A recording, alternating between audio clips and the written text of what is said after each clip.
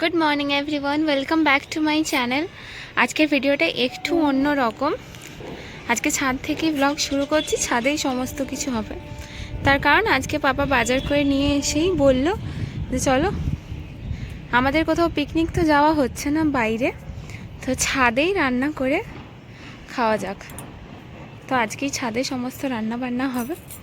চলো তোমাদেরকে দেখাই কি কি হচ্ছে। দেখো, এখানে মাংস রান্নার জন্য পেঁয়াজ দেওয়া হয়ে গেছে।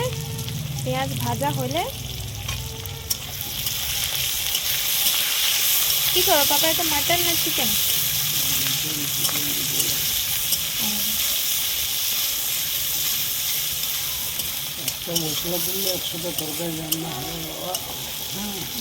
পাপা মাটন আর চিকেনের মশলাটা একসাথেই বানিয়ে নিচ্ছে, তারপর দুটো আলাদা আলাদা করে কষবে। আর ওখানে দেখতে পাচ্ছি বেগুন ভাজা হয়ে গেছে। এখানে এটা সবজি, সব মিক্স সবজি, একটা বেগুন ভাজা, মাংস, চাটনি হবে।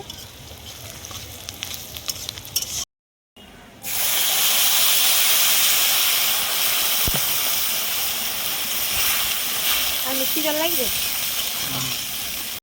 বাবা, তুমি ছাদে এসছো? তুমি ছাদে এসছো পিকনিক করতে? তুমি খাবে মাংস ভাত? হি হ্যাঁ, খাবে? তুমি খাবে মাংস ভাত? চিকেন একদম রেডি হয়ে গেছে, আর গাছের ধনে পাতা উপর থেকে ছড়িয়ে দিল। আচ্ছা, এখানে মাটনও কষানো চলছে।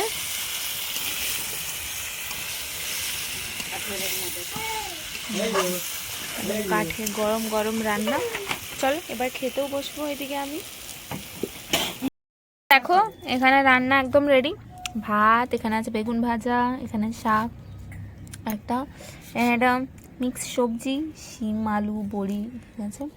এখানে লাল লাল চিকেন কষা, আর এইদিকে আছে টমেটো ধনেপাতার চাটনি। চলো খাওয়া দাওয়া করি, তারপর দেখা হচ্ছে। আচ্ছা, এখানে দেখো, দাদাকে বলছে তুই বিস্কুটের গন্ধটা শুধু একটু শুকিয়ে দেখ, আর ও সেরকম করে যাচ্ছে। আচ্ছা বাবু, হ্যাঁ ও শুকে দেখ, দেখো শুকছে আবার। ও মাই গড, এটা খাবার না, শুকে দেখো, আলাদাই মজা। ও বল আমি বড় হলে খাবো।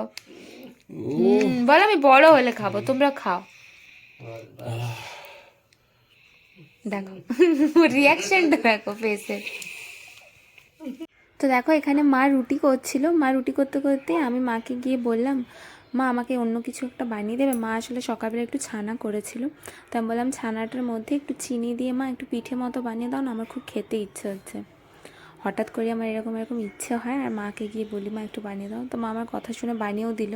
তো দেখো, খেতে কিন্তু খুব সুন্দর হয়েছিল। এটা কদিন ধরে আমি ভাবছিলাম শোনার জন্য ঘরে হোমমেড সেরেলাক বানাবো, আজ ওটাই বানিয়ে। এখানে যে আলমন্ড, এখানে মাখানা আর কাজু।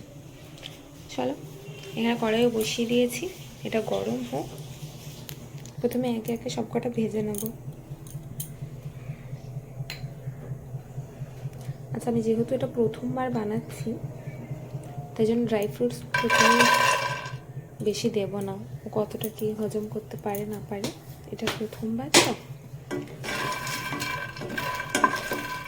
চলো মাখানাটা ভেজে নিই।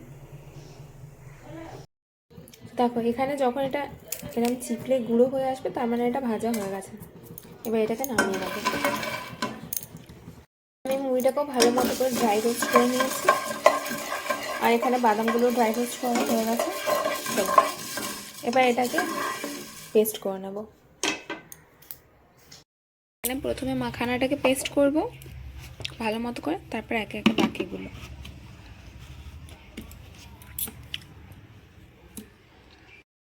আমার ঘরে বানানো সেরেলাক্স একদম রেডি। এবার এটাকে তোমরা যে কোনো এয়ারটাইট কন্টেনারে রেখে দিতে পারো।